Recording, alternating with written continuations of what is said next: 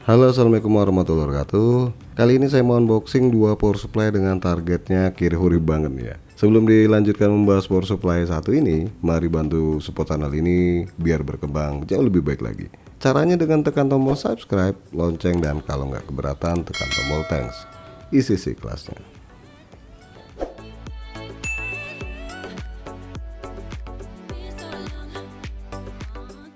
Kalau video sebelumnya kita udah bahas casing sama VGA. Pertama itu VGA besutan Natex dan yang keduanya itu casing dari Dragon Z Big View. Nah, kali ini saya bakal bahas dua power supply yang memang ditargetkan buat rakit PC murah meriah dari kedua merek tadi. Yap, selain casing ada juga power supply-nya. Pertama kita bahas dulu nih power supply besutan Natex dengan tipe X-Cool 500 watt. Power supply ini sendiri dijual di harga Rp149.500. Ini jatuhnya Rp150.000 ya. Garansinya nggak tanggung-tanggung nih, hingga 2 tahun. Lama amat ya. Harga segini sih ya. Dan kalau lihat harganya udah pasti tahu dong lawannya siapa. Kemudian ada power supply dari Dragon Z PowerCool 550 watt dengan harga Rp250.000 dan ini juga garansinya hingga 2 tahun. Nah, dua merek ini dipegang distributor NST alias Nano Solusi Teknologi yang merupakan distributor resmi Natex maupun Dragon Z. Langsung saja kita buka unitnya dan lihat produk power supply murah meriah kali ini.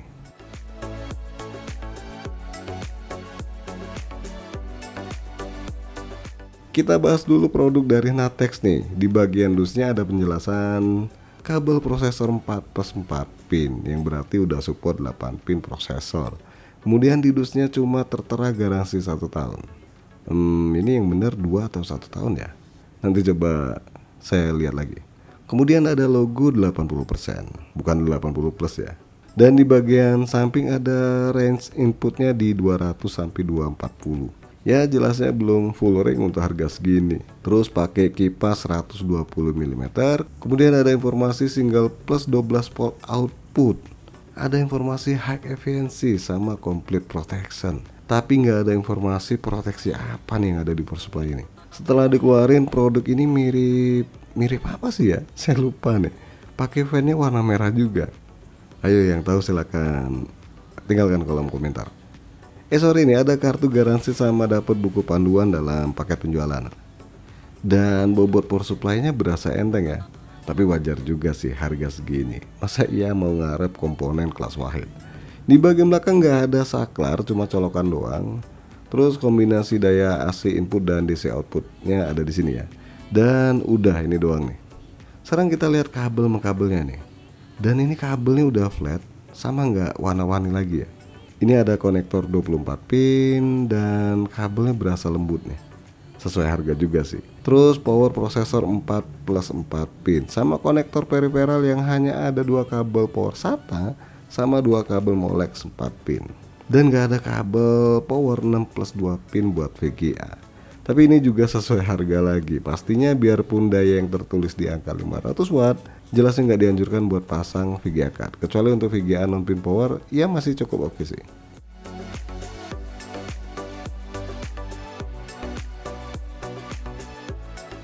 Lanjut power supply kedua nih dari merek Dragon Z. Nah kalau yang ini masih diplastikin ya power supply-nya. Di bagian depan kelihatan tampang power supply-nya. Ada tulisan 6+2 pin buat VGA nih. Sama dikasih garansi 2 tahun juga. Di bagian belakang dikasih lihat pembagian daya sama jenis konektor yang ada di power supply Dragon Z. Bahkan ada logo proteksinya nih. Oke langsung aja deh kita lihat produknya. Ya simple banget sih ya. Power supply-nya cuma dibungkus bubble wrap. Dan ini pertama dapat kabel power. Yang pertama tadi dapat nggak ya? Saya lupa sih. Tergolong lembut juga nih kabelnya. Kemudian dapat buku garansi sama buku manual. Dan udah, ini doang. Sekarang kita keluarin power supply-nya. Nah beginilah tampang power supply dari Dragon Z. Kelihatan lebih bagusan ini ya dibanding Natex.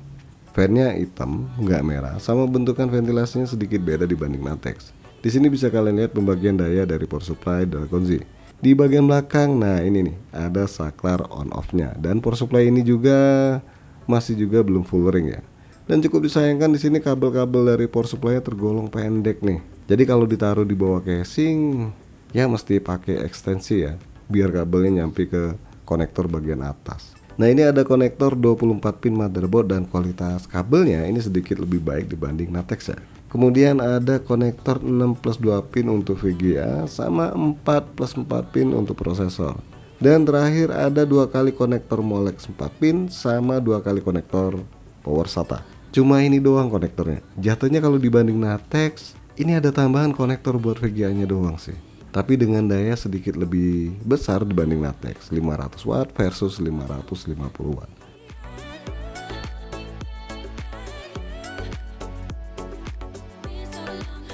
Untuk produk Natex sendiri belum saya coba, sedangkan Dragon Z ini pernah saya pakai buat tes nyala PC Core i5 Gen 10 dan VGA-nya itu GTX 750 Ti. Ya, bisa dilihat di video bahasan casing Dragon Z ya. Nah, dari segi harga baik Natex atau Dragon Z bisa dipastikan produk ini hanya untuk PC low budget. Saya nggak menyarankan penggunaan power supply ini untuk kelas-kelas yang lumayan karena bagaimanapun juga ada harga ada kualitas. Kalau kalian mau rakit PC kelas carry hore macam i5 Gen 4, VGA-nya GTX 1050 Ti non-pin power, dua power supply ini masih cukup bisa diandalin buat sementara waktu ya. Atau bahkan pakai Core i7 Gen 4 masih cukup bisa sih. Tapi kalau udah main kelas lumayan, sekali lagi ada harga ada rupa. Jangan memaksakan power supply dengan kelas entry level untuk komponen kelas medium atau bahkan kelas high end. Oke guys, cuma segini doang bahasan power supply carry hore dari Natex dan Dragon Z. Jangan lupa support terus channel ini dengan cara subscribe, like, dan share. Terima kasih sudah mampir di MK Channel.